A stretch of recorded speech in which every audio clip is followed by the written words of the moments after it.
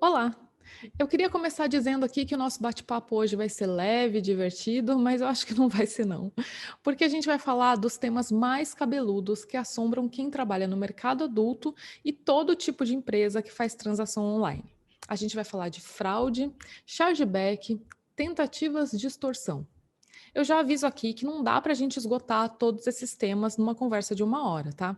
Então eu peço, por favor, que você assista o vídeo até o final e depois mande aqui nos comentários o que mais você quer saber sobre esses temas. Se ficou alguma dúvida, porque na sexta-feira, no último dia do Sex Summit, eu vou fazer uma live respondendo todo mundo. Bom, eu estou aqui com um time que trabalha com uma base de mais de 15 milhões de cadastros e lida com cerca de 2.000 a 3.000 transações financeiras por dia.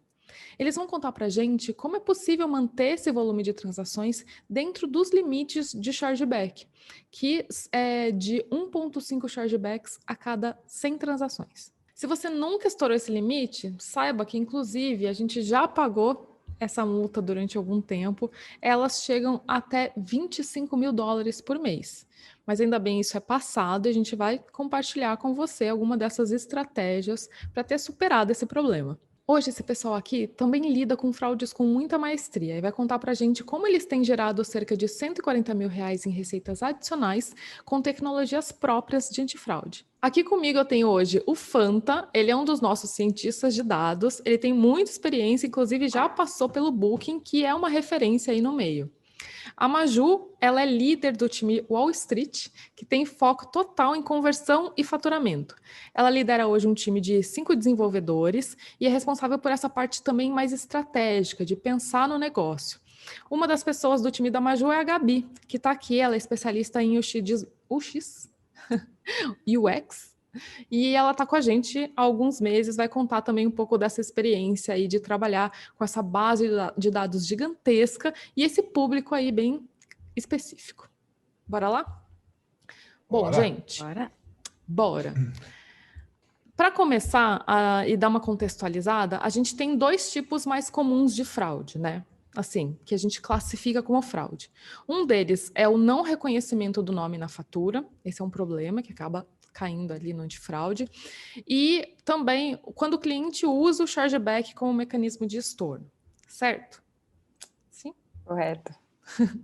Beleza. Maju, eu quero começar falando desse primeiro caso, tá? O nome na fatura, porque ele pode ser uma fraude, mas ele também pode ser só um esquecimento, né? Porque nós que trabalhamos no mercado adulto, a gente não vai colocar o nome do sex log lá na fatura, usa um outro nome, e eu quero saber como que vocês diferenciam uma coisa da outra. Sim, hoje a gente não coloca o nome na fatura Sexlog, né, e vai outro nome, então isso pode acontecer do usuário, ele faz a transação, no momento do checkout, ele não vê o nome da fatura e quando chega lá a fatura para ele, ele não reconhece. Quando nós recebemos a notificação de chargeback, não vem o real motivo, então vem o motivo do chargeback, mas a gente não sabe se realmente foi uma fraude ou se realmente ele não lembrou o nome da fatura. Então, a princípio, a primeira ação que nós tomamos é bloquear o usuário do nosso site. Tá. Para, se for realmente fraude, não deixar acontecer ele fazer com outros cartões. Uhum. Então, após esse processo, quando o usuário é notificado, quando ele entra no site, vê que é bloqueado, possivelmente não é esse cara que é o fraudador. Então, ele entra em contato com o suporte para entender o motivo do bloqueio e se realmente o suporte identifica que ele foi esquecimento de nome na fatura, ele consegue ter o seu perfil reativado. Então, como aquela outra transação foi realizada o chargeback, o suporte hoje ele gera um pagamento por Pix ou por boleto do valor que foi realizado o chargeback. E assim que é efetuado o pagamento, nós já liberamos para ele de volta a assinatura e o Entendi. acesso ao site. Então toda essa transação já acontece lá no suporte mesmo, eles já conseguem resolver. Sim, sim. Hoje com o Pix, quando gera o Pix e assim que já ele paga, ele já é liberado a assinatura automaticamente, o desbloqueio. Tá, mas aí eu tenho uma dúvida. Esse cara, que não era lá chargeback real, assim, foi sem querer, mas ele entra no índice lá, né? Ele tá no Ele entra no índice como 1,5 a cada 100 chargeback. transações, né?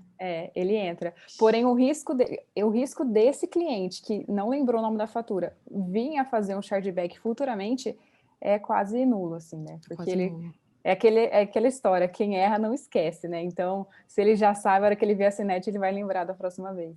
Só para eu também entender essa coisa do nome na fatura.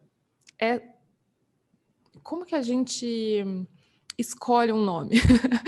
Como que escolhe um nome? Dá para o cliente falar assim, não, eu quero que venha do tipo, vou receber sei lá, mercearia. Dá para ele fazer isso? Hoje não.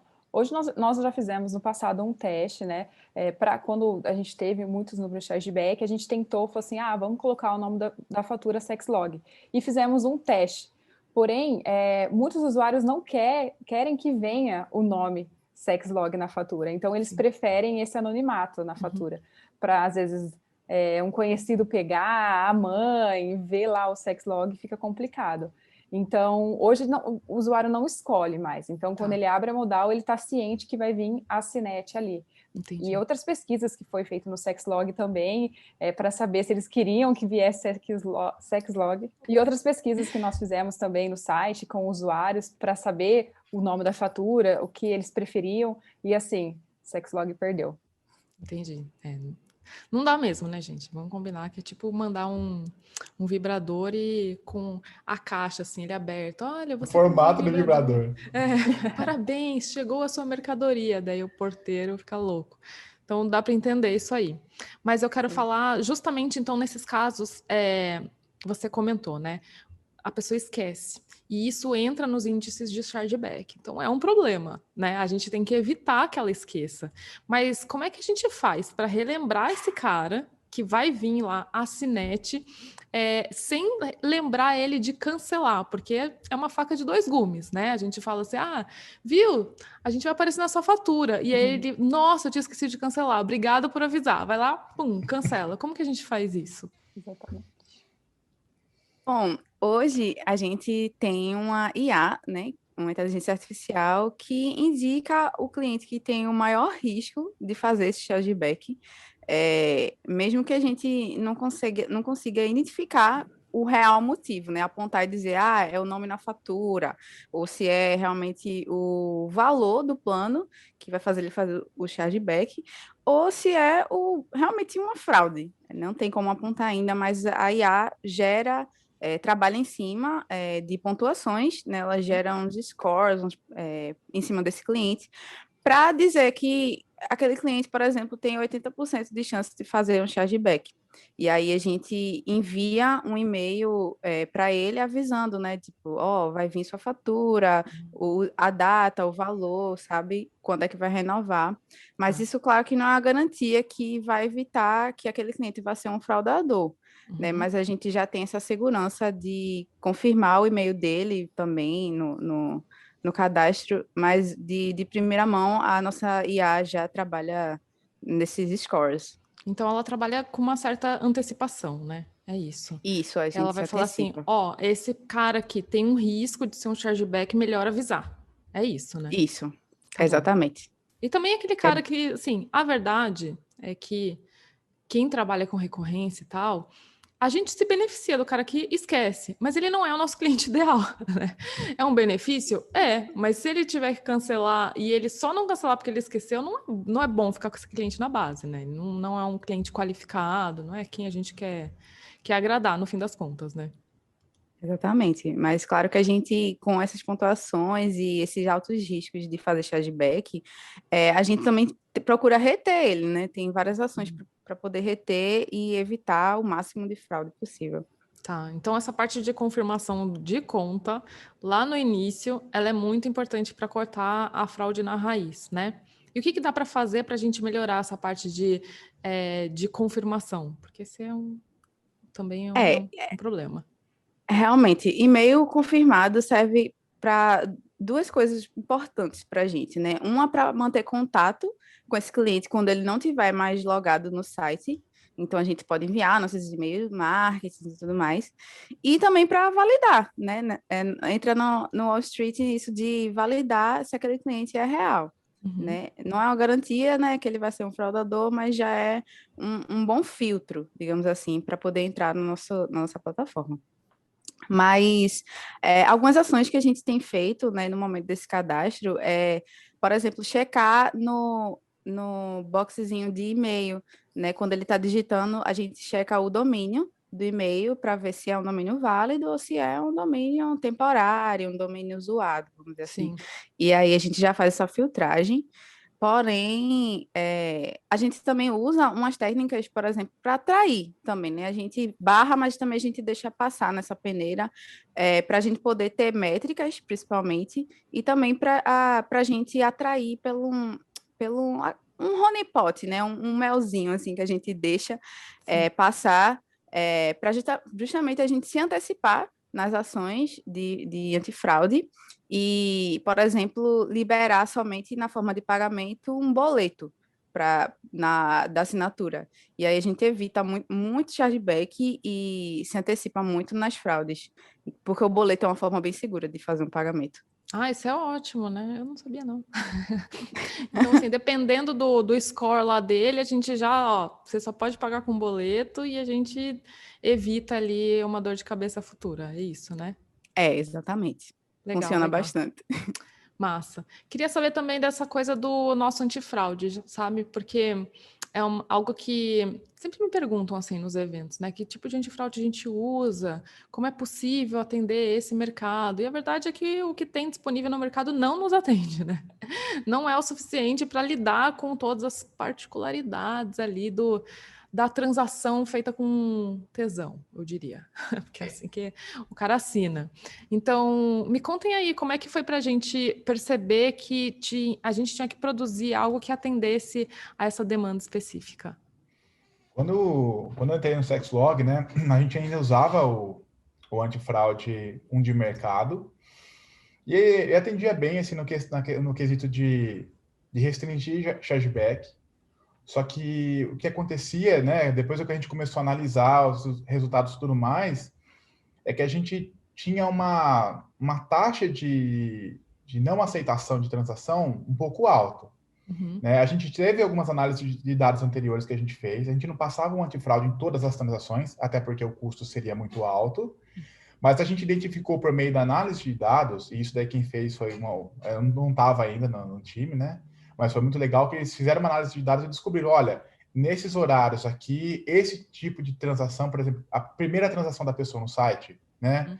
É justamente as transações onde tem o maior risco de chargeback. Então, uma pessoa que está há 10 anos, já tem não sei quantas assinaturas renovadas, a chance de chargeback é baixíssima. Então, não vale a pena a gente passar um antifraude nessa pessoa, né? Então, a gente usou um pouco né, a ferramenta de mercado, né, até para restringir a questão de custo e desse volume de transação que a gente teria que rejeitar, que é muito maior do que a gente estava disposto, e a gente reduziu a população que a gente estava analisando. Mas mesmo assim, a gente acabava por recusar bastante transação. Então, assim, querendo ou não, é um custo de oportunidade. Além de você ter que pagar o antifraude propriamente dito. Então, o que a gente fez foi, a gente começou a colher dados, né? Algumas transações que a gente passava, a gente não passava mais o antifraude, mesmo que ele falasse assim, olha, rejeita essa transação. A gente deixava passar, né? Vai com cuidado, né, quando for fazer isso, porque senão você pode abrir os portões do inferno ali e de repente você está tomando multa, né? Não é isso que a gente quer. Então, você vai controlado. Com esses dados, a gente pegou e desenvolveu uma solução própria, a gente treinou uma inteligência artificial, que foi essa daí que a Gabi falou, né? Ela pega uma transação e ela vai dar um score. Uhum. Dessa forma, a gente conseguiu fazer uma solução que está muito mais sintonizado com as nossas necessidades, que o mercado adulto tem uma questão da privacidade. Às vezes a pessoa não quer, a gente vai pedir dado, o antifraude pede muita coisa, sabe? Tipo, pede endereço e tudo mais. A pessoa fica muito receosa, né? Então, assim, será que a gente consegue fazer alguma coisa que vai bloquear chargeback sem ter que ficar pegando muitos dados do usuário, que desencoraja a transação e que muitas vezes a pessoa mente. Mas ela não mente porque é uma fraudadora, ela mente porque ela está com medo de passar o dado ali e de repente, né, você pega e alguma coisa. Então, a gente fez a nossa justamente para contornar um pouco dessa limitação da ferramenta, de pedir muita coisa, e para também conseguir pegar os casos onde o usuário mentir não é um problema. Então, a gente usou outras métricas mais internas nossas, que o antifraude não teria, por exemplo. como histórico de transação, como o tempo que a pessoa levou para entrar para percorrer o cadastro, quantas tentativas falhas que ela teve antes, entendeu? Uma série de outros fatores que é só a gente que tem, e a gente usou isso para treinar uma nossa inteligência artificial. Com isso daí a gente conseguiu, né? Acho que só em 2020 a gente conseguiu aceitar, acho que um volume de 140 mil reais a mais de transação que a gente teria aceitado se tivesse usado um antifraude normal. Isso mantendo o chargeback dentro do nosso intervalo confiável, assim. Sim. Mas eu acho que o antifraude, se eu não me engano, o antifraude que a gente usava, só para a gente ter uma noção, acho que quando a gente passava ele, mais ou menos quase 10% das transações, eles eram marcados como rejeitado ou sob análise. Só que não tem, é muita transação, a gente não tem braço para analisar todo esse volume de transações. Sim. Então, a nossa solução, além de ter todas essas vantagens que eu falei, ela não exige revisão humana nunca. Entendi. Muito legal.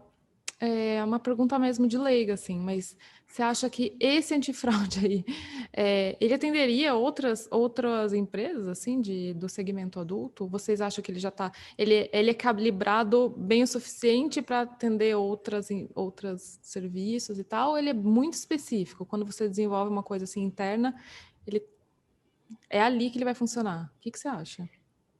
Esse daqui que a gente fez foi bem, assim, tá bem sintonizado com a nossa necessidade. Acho que essa foi uma das razões pela qual a solução de mercado nunca vai conseguir bater a nossa, né? Porque a nossa foi feita usando o nosso conhecimento de domínio do produto, o nosso conhecimento dos usuários, né? Toda essa base, a gente explora toda a nossa base de dados. É importante você salvar dados, se você quiser usar eles, você tem que salvar. Mas a gente tem essa boa cultura de salvar bastante coisa e a gente usa isso a nosso favor. Mas é lógico, assim, né? Embora não dê para usar exatamente a mesma solução, algumas coisas que eu vi em outras empresas que podem ser bons sinalizadores assim de fraude por exemplo, né, o que eu falei, isso daqui foi coisas que eu trouxe de outra experiência minha lá no Booking, né? Que é o tempo de cadastro muito rápido. Então fez muito rápido o checkout. Fez o checkout muito rápido, é muito estranho. Normalmente as pessoas, quando vão fazer um checkout, ficam muito, né, fica pensando e tal. Fez muito rápido, pode ser que seja um indicador, né? Outra coisa, usar copy-paste. Normalmente a pessoa digita o cartão de crédito. Se a pessoa deu um paste no cartão de crédito, muitos dos fraudadores são fraudadores mesmo. Dá para saber se eu dei um peixe?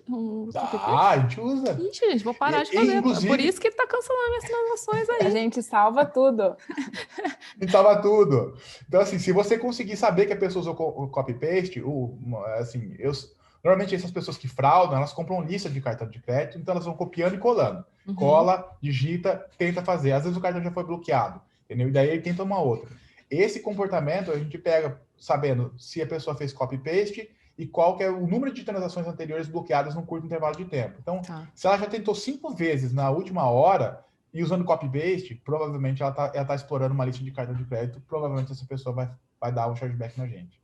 Entendi. Legal. Mas aí a gente está falando, então, de, assim, nossa estrutura, né? A gente tem uma estrutura para criar uma solução como essa, fazer uma coisa mais robusta, tal. Não é para todo mundo e vamos tentar aí contemplar várias realidades. Mas, Ju, eu quero que você me dê dicas, vamos uma coisa prática, assim. Quem está numa estrutura menor, está numa empresa menor, tem um sex shop lá, precisa colocar um antifraude, mas vai usar a solução de mercado, então não está calibrada perfeitamente. Você tem coisas que talvez ela possa ficar de olho para fazer ajustes nessa solução já pronta? É possível sim. Assim como o Fanta já até comentou, né? A gente sabe que a maioria das fraudes acontecem de madrugada, né?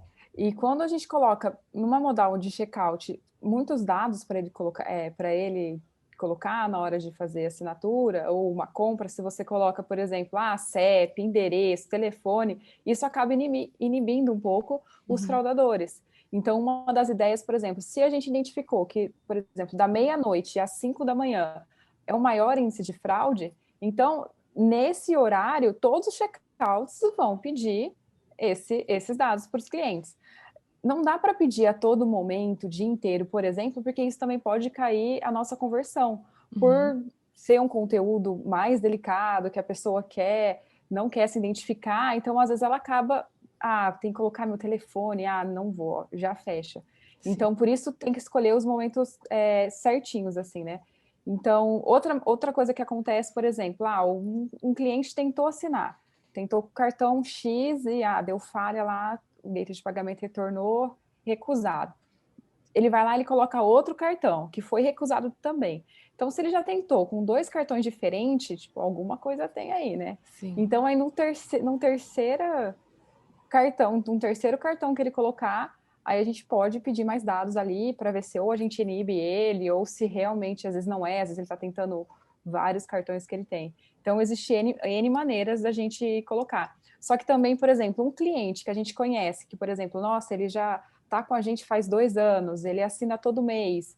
Então, para esse cliente, se ele for fazer um check-out à noite, para ele não compensa a gente pedir uns dados, porque a gente já sabe que aquele cliente não é um possível fraudador, ou pode vir até ser um chargeback. Então, a gente também consegue criar uma regra tipo de whitelist, né? Então, colocar um grupo de usuários que a gente sabe que são confiáveis para a gente não ficar pedindo esses dados. Porque imagina, ele está lá, ele quer ver aquilo na hora, ele foi frustrado, ele quer assinar correndo, entra lá, pede CEP, endereço, número, telefone. Então, essa massa a gente consegue também separar. Então, Coitado, o cara só quer transar. Você pede todos os documentos dele. Pelo amor de Deus, Maju. Então. Ô, gente, falando nisso, rapidinho. Vocês... Uma pergunta que sempre surge lá no meu Instagram. Vocês veem nudes o dia inteiro?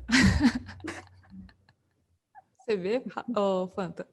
Nossa, eu vejo, porque assim, a gente tem algumas IAs tipo, de reconhecimento de perfil fake, de perfil, às vezes ela acusa alguma coisa, eu vou lá dar uma olhadinha para ver se ela tá falando abobrinha ou se tá certo. Dá uma olhadinha, né? Dá uma olhadinha, aí, né? Fica lá. Aí não tem jeito, eu passo o dia inteiro vendo isso. Né?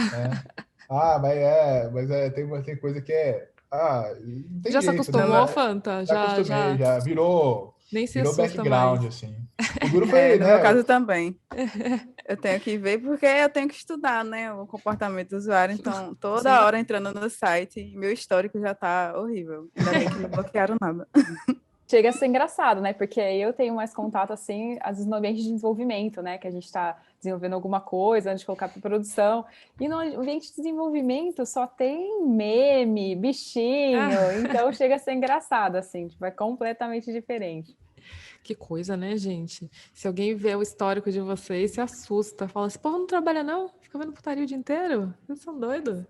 Até as pessoas que entram nova têm medo. Por exemplo, quando a gente não estava remoto, né, a pessoa entrava assim, porque precisava ver um bug que estava acontecendo, você entrava no site, você ficava olhando assim para ver, nossa, será que estão achando que eu estou vendo alguma coisa? eu tinha isso daí. Você tinha? Mas sabe que eu faço a piada, eu falo assim, quando me perguntam, assim, tipo um amigo pergunta, como é que é? Vocês veem putaria o dia inteiro? É nude o dia inteiro? Eu falo, sim, e se eu passar na baia de alguém, tiver alguém com tabela aberta, eu mando fechar. Eu quero ver um nude ali, entendeu? Mais ou menos isso, né? Mas eu quero falar, gente, um pouco mais sobre o chargeback, tá? Porque eu sei que, no nosso caso... E isso é uma coisa meio surpreendente, que eu mesma fico... Gente, que loucura. É que a nossa decisão de compra, decisão de compra do nosso cliente, ela é muito rápida, né? E queria que vocês contassem um pouco do momento em que ele entra, se cadastra, ele converte, quanto tempo tem ali para tomar uma decisão e, né, faz sentido ser tudo automatizado e tal. Pode contar para a gente, Gabi? Bom, dos clientes, né, de todos os clientes que já tiveram alguma transação lá no Sexlog, 45% desses clientes têm a primeira transação no máximo em um dia, né? É bem rápido, depois que ele se cadastra, ele já dá uma olhada lá e pronto, assinou, né? E isso é considerado um pouco ruim, né? Porque a gente já considera um impulso, né? Que ele já está lá na empolgação. E a gente observa que muito disso gera um arrependimento, né? Então, ele já pode ser classificado como um cliente que vai fazer um futuro chargeback, né? Então, a gente já fica de olho nessas compras mais rápidas. Mas, dentro de uma semana também, a gente estima que 60% desses clientes já fizeram a sua primeira compra. E dentro de um mês, mais ou menos 75% realmente da nossa base de clientes já fizeram alguma transação dentro do Sexlog, né? E aí a gente já trabalha em cima, né, com dessas ações de chargeback, né, a gente, como costuma aparecer essas transações muito rápidas, então o reflexo disso é depois de 30 dias, mais ou menos só, que a gente já consegue ter esse retorno, né? Ruim, infelizmente, mas muitas ações justamente não tem esse efeito rápido, né? A gente queria que tivesse uma resposta, mas somente dentro de 30 dias no mínimo, né? Mas já chega para a gente também chargebacks de 3, 4, 5 meses atrás, né? É bem assustador, assim, mas a gente tem consciência, né? Quando é feito essas compras meio rápidas, assim, dentro da plataforma. Sim, acho que isso pode colaborar com qualquer um que tem um negócio que a compra é meio hormonal, né? No nosso Nossa, caso é não bem se hormonal. sinta, não pode se sentir empolgado que, tá vendendo muito, porque realmente isso pode ter um reflexo muito ruim, mais A na frente. conta vem mais para frente. A conta vem, Com né? certeza. Eu fico me perguntando se, por exemplo, não há Black Friday, por exemplo, que a gente tem, né, os picos de venda assim do ano, um deles é a Black Friday, né? E como é que a gente contabiliza, então, o faturamento que acontece numa promoção grande como essa? E como é que o cartão entende em que momento foi aquele chargeback? Isso é diferente, né? Como que afeta a nossa contagem aí? Cara, assim, na questão desse volume, assim, tem um problema muito grande de como a gente visualiza o chargeback, de como o gateway de pagamento, né, a bandeira no caso, né, visualiza. A gente conta chargeback é o seguinte, uma transação, se a porcentagem de chargeback qual a porcentagem das transações que a gente calculou que se tornaram chargeback no futuro. Essa é a maneira como a gente vê. Infelizmente, o gateway não tem muito essa visão de longo prazo. Então, como é que o gateway calcula a chargeback? No caso, a bandeira, né? O Master e Visa têm os seus próprios indicadores de chargeback. É o número de chargeback naquele mês dividido pelo número de transação naquele mês. Então, isso tem um problema grande, porque quando a gente faz uma promo, o volume de chargeback, o volume de transações é muito maior, porque a gente tá dando promoção, o pessoal compra mais, maravilha. Só que assim, mesmo que a gente manter a taxa de chargeback a mesma, mesmo que a chance de chargeback, sei lá, foi 1%, a gente vai ter um volume muito maior de chargeback porque a gente vender mais. Uhum. Só que isso daí vai acontecer o quê? Dali né, como a Gabi mesmo falou, vai acontecer a compra por impulso, daí vai acontecer 1, 2, 3 meses depois. E esse volume de chargeback vem vindo para a gente e a gente acaba vendendo menos. Então a gente tem mais chargebacks, que são oriundos de vendas no passado, só que a gente está vendendo menos. Então, a nossa porcentagem de chargeback nas bandeiras aumenta em função disso. Não é que a gente está tendo mais chargeback, de repente a gente mantém o nosso nível de chargeback, mas a própria dinâmica do mercado faz com que a gente tenha um chargeback maior. Então, o que a gente faz? A gente não tem como a gente antecipar muita coisa, né? De novo, o chargeback é uma coisa que é um processo, um feedback de longo prazo.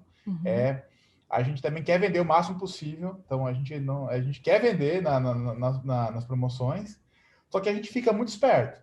Então, ao primeiro sinal de que, né, antes de começar a tomar multa, a gente vai receber umas notificações falando assim, olha, o seu índice de chargeback está maior. Mas a gente nem espera isso, a gente já sabendo como o pessoal computa o chargeback, a gente tem o nosso próprio dashboard, onde a gente olha isso daí, sabendo que depois da promo a gente vai ter uma incidência de chargeback maior, a gente fica esperto. Se a gente vê que vai chegar perto, a gente tem como calibrar a tolerância à nossa chargeback.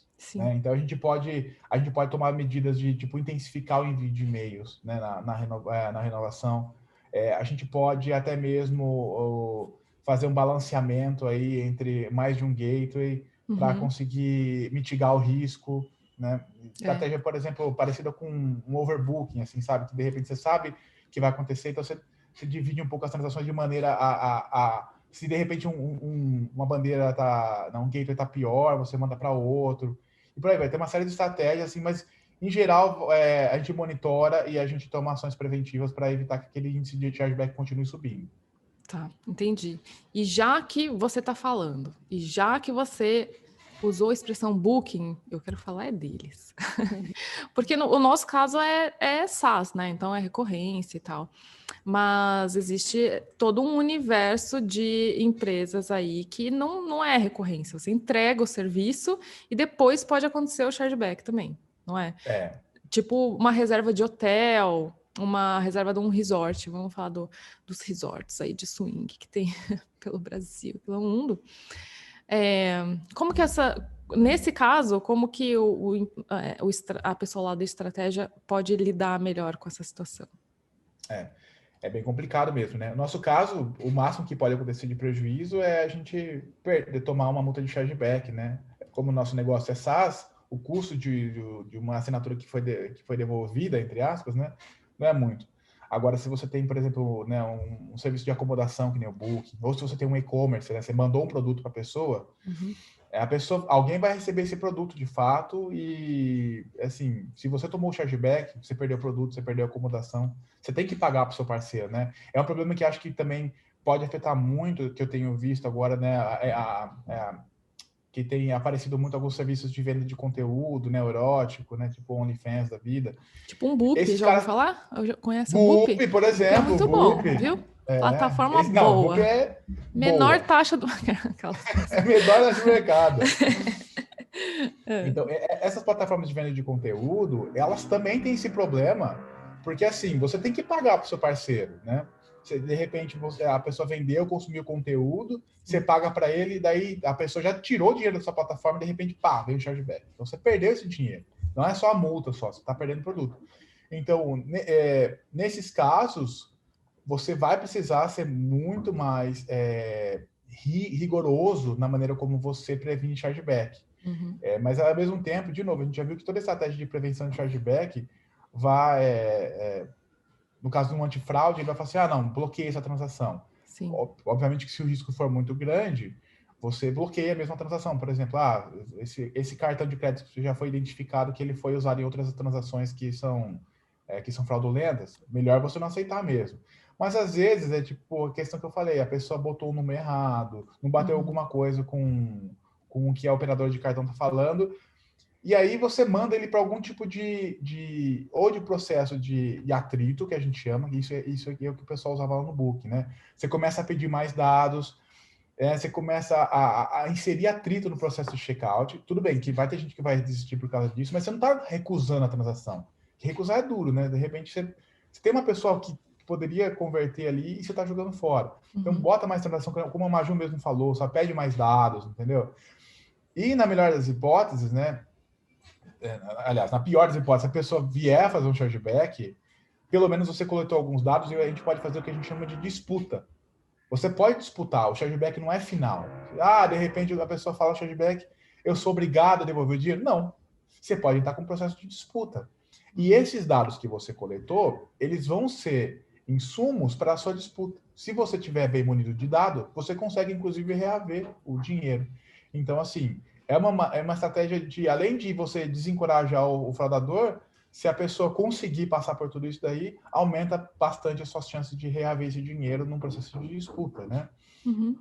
Mas é muito importante você ter esse, né? Se você tem algum tipo de negócio nesse segmento, assim, de e-commerce, de acomodação, de venda de conteúdo para usuários, e onde você tem que pagar o parceiro, você tem que ser bem mais rigoroso com o chargeback, né? Não é só você ficar dentro das métricas, não. Entendi. Como se já não bastassem as métricas, né? Como se elas já não fossem pequenininhas o suficiente. Difícil já. Eu tenho uma dúvida que surge, principalmente quando tem aplicativos novos, pessoas querendo empreender nesse mercado adulto, é justamente encontrar o adquirente, o subadquirente certo, que aceite esse tipo de negociação, que aceite esse tipo de setor e tal. Mas, Ju, você pode indicar para a gente com quem você anda trabalhando aí, que deu certo, que você recomenda? Posso. Hoje em dia, realmente, é difícil aceitar. Não sei se eu posso falar isso, mas eles não sabem o que estão perdendo. Pode falar sim. A gente está aqui, inclusive, para lembrar. Então, hoje a gente processa com o PagSeguro e com o MOIP, né? Então, a gente sempre quer ter mais de um gateway de pagamento, um subadquirente, para ter um balanceamento, para, às vezes, acontece, vamos passar só por esse, então, também por causa de taxa, né? Qual taxa está melhor, então, abre a concorrência. Hoje o MOIP foi adquirido recentemente pelo PagSeguro, né? Mas, por enquanto, eles estão trabalhando um pouco separado. Não sei se no futuro eles vão juntar. Então, hoje a gente está com os dois. E também para transferência bancária e para Pix, nós iniciamos com o PayMe, que ele trabalha especificamente com isso, com a transferência e com o Pix. O PagSeguro recentemente também começou com o Pix. mas a gente também está terminando a implementação com eles para a gente ter o maior número de possibilidades ali para ir brincando. Aí o leilão funciona também, né? Funciona. A gente vai mandando, Qual que é a taxa tem. menor, a gente manda as transações. Mas é legal mesmo, porque assim, você pode também, às vezes acontece de cair um gateway de pagamento, né? E você vai ficar sem processar, então você joga pro outro, né? Exatamente. Ô, Maju, uma coisa que eu tenho... Acho que você pode falar muito brevemente, assim. Mas quando a gente atinge o limite do chargeback, não quer dizer que no mês seguinte já vai vir uma multa, né? Não é assim, ou é assim? Não é assim. Se eu não me engano, você tem que... primeiro, você recebe, por exemplo, um mês de aviso, aí tá ok. Ele se você é notificado para você ficar esperto, ó. Você atingiu o chargeback. Aí tem o segundo aviso, só que também tem níveis, né? Então tem um nível que você tem que montar um plano de ação para a bandeira. Então, ações que você vai fazer para melhorar esse chargeback. Então, lá no passado, quando a gente nem pensava em chargeback ainda, né? A gente recebeu o primeiro aviso, segundo aviso, terceiro aviso. Quando chegou, falou assim, ó, depois desse aviso já era, a gente vai pagar multa. E aí que a gente foi começar a correr atrás das coisas, várias ações, só que aí a gente começou a pagar multa. Então, porque o que a gente coloca de ações para tentar equilibrar o chargeback, a gente não tem o resultado no mês seguinte. O resultado é daqui 3, 4 meses, porque uma assinatura de hoje pode ser o chargeback daqui uns 3 meses. Então, hoje, uma dica importante, assim, um alerta que a gente sempre tem, assim, um mês, piscou, assim, ó, o nosso chargeback, recebeu uma notificação, vamos já tentar fazer alguma coisa, porque não dá para deixar para a última hora, porque a multa é grande e sente no bolso. E ela acumula, né? Assim, quer dizer, os meses que vão passando é uma multa por mês, a próximo mês, difícil, Sim, se né? não me engano, vai até aumentando, sabe? As primeiras multas são X, eu não sei ao certo, assim, como são as multas, eu sei que a gente pagou bastante. Sim, e assim, ó, todo o meu amor pelas bandeiras, pelos adquirentes aí, mas dá uma tristeza, a gente trabalha e vê uma multa, pum, $25 mil. Pelo amor de Deus, né? Dá um desgosto, né, hoje, gente? por exemplo, o PagSeguro ou o Moip, eles notificam a gente, e é bem legal que eles também ajudam a gente a montar o plano de ação. Como eles trabalham com outros produtos de mercado adulto, né? Então eles ajudam, porque eles já sabem mais ou menos, eles dão dicas, ó, produto X fez essas ações e deu certo, tenta aí também. Então também isso é muito legal. Muito legal mesmo. Você ainda não passou por essa situação de multa, não, né, Gabi? Você é nova, assim, no time. É só história que a gente conta, né? Mas Só lenda. nós que somos os anciãos aqui, a gente está aqui para lembrar as novas gerações. Isso já aconteceu. Então, bora ficar esperto, né? Exatamente. Aí, gente, assim, ó, último assunto cabeludo do dia, que bota cabeludo nisso, que é tentativas de extorsão. A gente passa por isso, né? Isso é uma realidade para quem trabalha numa rede social. Eu acho assim, o fato da gente trabalhar numa rede social que é sigilosa, que privacidade, faz com que essa questão seja muito mais, sei lá, um adjetivo. Faz com que essa questão seja muito mais importante, muito mais perigosa também para a autoridade do nosso negócio. Mas isso deve acontecer em absolutamente todo tipo de ambiente que existe interação entre pessoas aí, né? Ô, Fanta, eu sei que você está dedicadíssimo aí com essas IAs, esses algoritmos loucos do sextortion. Você é o homem que está disposto a acabar com a extorsão dentro do nosso site, certo? Tolerância zero à extorsão. A gente é complicado porque assim, você fala assim, não, mas não é uma fraude contra a gente não está perdendo dinheiro. Tá. A gente tem o impacto da extorsão na plataforma. É o seguinte, a pessoa foi extorquida, ela pode ser um cliente de 5 anos. Ela cancela a assinatura e ela exclui o perfil. E assim, a gente perde aquela receita para sempre. E vai falar mal. E vai falar mal. Exatamente. Isso daqui é o que a gente consegue medir. Fora o impacto da pessoa falar assim, não, aquele site lá não é seguro, né? Mesmo a gente tomando algumas medidas, né? A gente... primeiro, educação, né? Você tem que entender como que funciona. Qual é o modus operandi dessa galera aí? E assim, o que a gente vê bastante, né, com esse recente vazamento de dados que teve aí com não sei quantos brasileiros foram afetados pelo vazamento de dados, né? Hoje a galera consegue pegar o seu telefone, por exemplo, essa galera que é golpista pega o seu telefone, seu WhatsApp, ele consegue achar o seu nome, ele consegue, a partir disso aí, ele consegue achar seu perfil de Facebook, ele consegue achar sua filiação, consegue achar sua esposa, seu filho, entendeu? Inclusive o WhatsApp dessas pessoas, né? Então, isso daí acabou que amplificou, vamos falar assim, o potencial de extorsão. Sim. Então, a gente tem, mais do que nunca, a gente tem que ficar esperto. Primeira coisa, acho que trabalhar no lado da educação, sabe? Você educar o usuário, como ajudar ele, primeiramente, a identificar uma possível tentativa de extorsão, como ela começa. Obviamente que ninguém começa uma extorsão com, né, ameaçando, Oi, vim né? aqui te extorquir, tudo bem? Não é assim. Então, não é assim, é muito Ele bonitinho. é bem educadinho, convincente. Bastante convincente. Você vai ver um perfil, normalmente perfil de mulher, né? No caso do Sexlog, mas é um perfil de mulher, a foto é maravilhosa, né? E aí, de repente, ela vai te abordar, é uma coisa que é bastante raro já, por si só, né? Sim. A mulher abordando homem, a mulher te aborda, fala assim, me passa seu WhatsApp aqui, manda uma foto de rosto, parece que isso é legal e tudo mais. Então, suspeita, um perfil novo, cara, ele não passou pelo crivo ainda da comunidade. Então, ficar esperto com esse tipo de coisa. E a gente educa os nossos usuários, né? Sim. Mas é lógico, né? Tipo, quem nunca foi instalar algum programa, deu next, não leu nada, aceitou, instalou a barrinha do navegador, tá recebendo um monte de e-mail, entendeu? E as pessoas não leem. Então, tá. A gente faz educação, mas a gente sabe que não é suficiente. Sim. É aí que a gente entra com a artilharia pesada de inteligência artificial, que basicamente a gente analisa uma série de comportamentos dos novos usuários.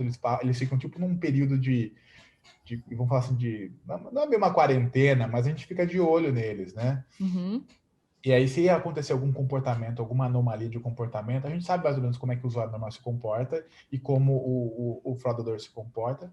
A partir daí, a gente identifica ele e a gente tira ele de circulação mais rápido possível para evitar evitar que aconteça alguma coisa, nossos usuários sejam prejudicados. E na dúvida, né, às vezes não dá para a gente tomar uma decisão automatizada, mas nem tudo que nesse mundo de IA precisa ser automatizado. Algumas coisas a gente tem uma boa margem de certeza, a gente já tira de circulação. Mas às vezes se não tem, a gente levanta uma bandeira e vem um alerta para o nosso time, né? O time de suporte vai analisar a ameaça, ver se é uma ameaça real ou não, e aí ela pode tomar as medidas necessárias. E ao mesmo tempo também, outra coisa que você pode fazer tenha sempre o mecanismo de denúncia no seu site, tá? Se você tem uma rede social, é importante que você possa que usuários possam denunciar os usuários. Então, a comunidade, ela vai te ajudar. Então, de repente, você tem algum tipo assim, esse perfil aqui recebeu muitas denúncias, você já tira ele de circulação preventivamente, porque provavelmente ele é alguém tentando fazer alguma coisa errada. Então, você consiga segurar um pouco o impacto. Uma pessoa dessa daí, ela consegue afetar muita gente. Muita gente, né? E é rápido, né? Isso que essa é uma questão também. Precisa agir rápido porque eles são rápidos. E eles vão mudando modus operandi, é difícil, né? Eles voltam, exatamente. Uma das coisas que a gente percebe tem um perfil. Eu sei que é a mesma pessoa, porque o padrão de comportamento é o mesmo. Mas ele já criou mais de 100 perfis nos últimos 3 meses. Assim. Ele volta, a gente bloqueia, ele volta, a gente bloqueia. E aí, uma hora, ele aprende a maneira como a gente está detectando, ele troca o comportamento dele. Então, é o que a gente chama de comportamento adversarial, que é quando você tem alguma pessoa que está tentando, ela está tentando burlar a sua inteligência artificial, ou não só a inteligência artificial, mas alguma regra que você fez, alguma regra de bloqueio, e ela vai conseguir eventualmente, né? Então, assim, você tem que sempre estar monitorando, porque uma hora que essa pessoa conseguir, você tem que voltar ali. Sim. E a melhor maneira de você, e acho que impedir essa pessoa de atuar, é que ela fazer com que o retorno do investimento dela seja o menor possível, né? Ela perceber que ela está perdendo tempo ali e ela vai embora por conta, mas é bem difícil.